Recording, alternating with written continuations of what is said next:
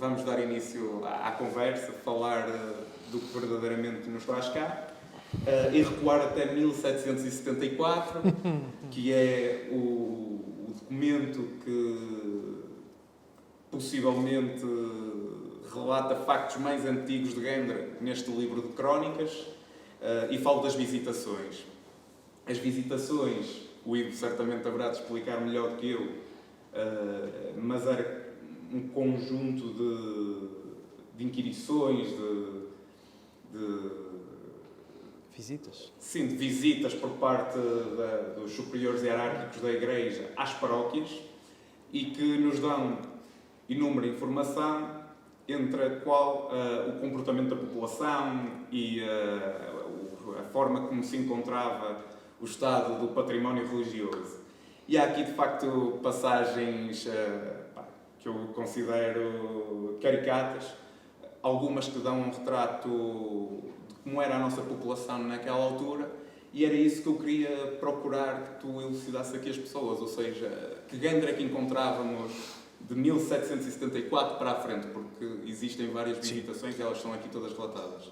O que é isto das visitações? O Armando explicou muito bem.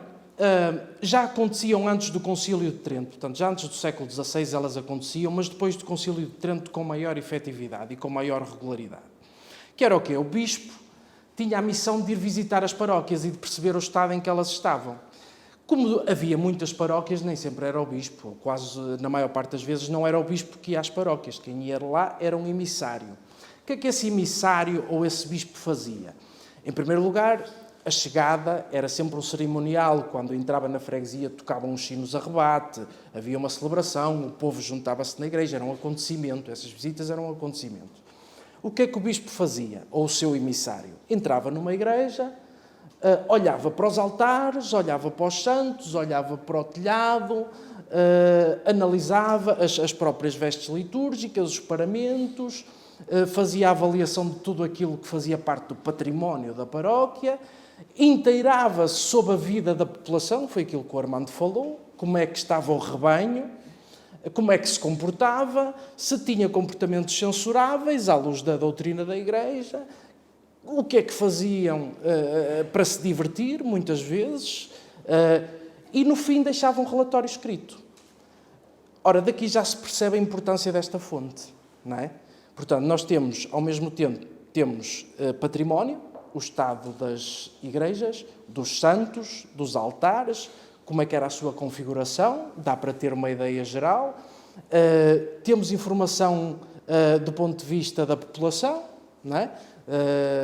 Também informação do ponto de vista das suas tradições, em alguns casos, costumes e até de património que hoje já não existe e que nós só temos acesso a ele ou temos informação de que ele existiu através das visitações.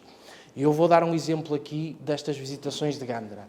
A determinada altura, já no século XIX, portanto já em 1807, na visitação de 1807, há uma queixa de que existia na freguesia uma via sacra, ou seja, cruzes de pedra, que eu não sei se existe alguma ainda. Havia as cruzes da via sacra e havia uma queixa de que as pessoas estavam a roubar as cruzes e estavam a utilizar as pedras para as suas casas, talvez para padieiras, suponho eu, e havia essa indicação.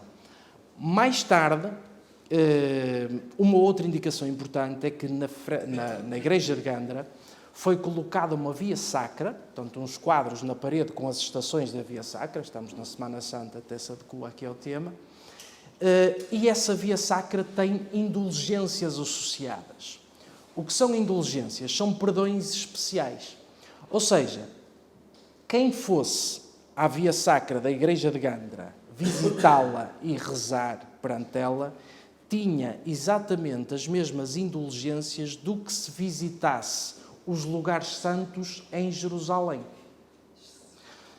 Portanto, como vemos uma ligação da igreja de Gandra e da via sacra a Jerusalém. Só espero que não haja nenhuma faixa de Gaza aqui perto.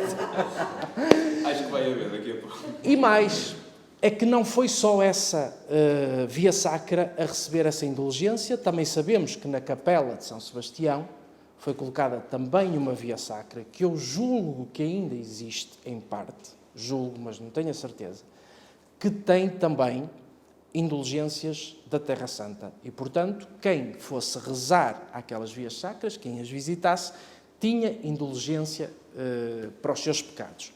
Qual era a diferença entre, por exemplo, absolvição e indulgência? Para sermos práticos, quem se confessasse ao padre livrava-se do inferno, mas não se livrava do purgatório.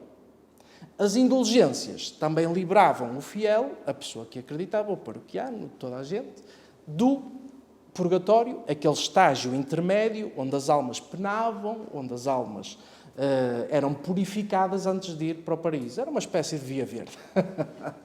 Eram as indulgências. Portanto, isto é património, estamos a falar de património, estamos a falar de tradições, estamos a falar provavelmente de coisas que já não existem, outras existirão, mas não lhes estamos a dar, se não conhecermos a sua história, não lhes damos o mesmo valor, não é? E agora estava-me a lembrar de outra coisa em relação à Igreja de Gandra, mas talvez falemos mais daqui a bocadinho.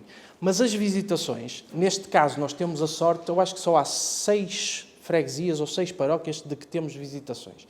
Em 18, em 24 é um pequeno número. Mas havia visitações em todas, só que infelizmente as coisas vão desaparecendo. Mas de Gandra temos a sorte de ter ficado. E temos várias indicações. Por exemplo, temos a queixa em Gandra de que havia ajuntamentos de homens com mulheres, que havia casas onde se faziam esses ajuntamentos e, portanto, havia uma pena para quem continuasse a fazer esse tipo a promover esse escândalo. O que até acaba por ser contraproducente com uma outra recomendação que era dos homens e das mulheres contraírem matrimónio, não era? Exatamente. Por exemplo, por exemplo, havia, repare, e até uma indicação bastante curiosa é essa, havia notícia, foi dito ao bispo que havia casais separados, que viviam de forma separada, mas não estavam divorciados, não é? Ou melhor, o seu casamento, que não se trata de divórcio, mas trata-se de anulação do casamento. Do ponto de vista canónico é possível. E não estavam a regular. Portanto, alguém foi dizer ao bispo ou ao seu emissário que havia aqui casais que estavam a viver separados.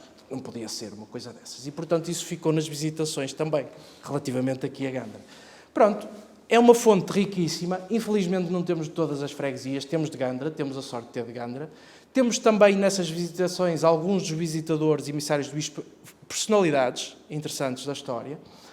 E também é notícia de que essas personalidades passaram por aqui, isso também é interessante. E, portanto, sim, do século XVIII temos aí uma boa fonte relativamente a Gandra.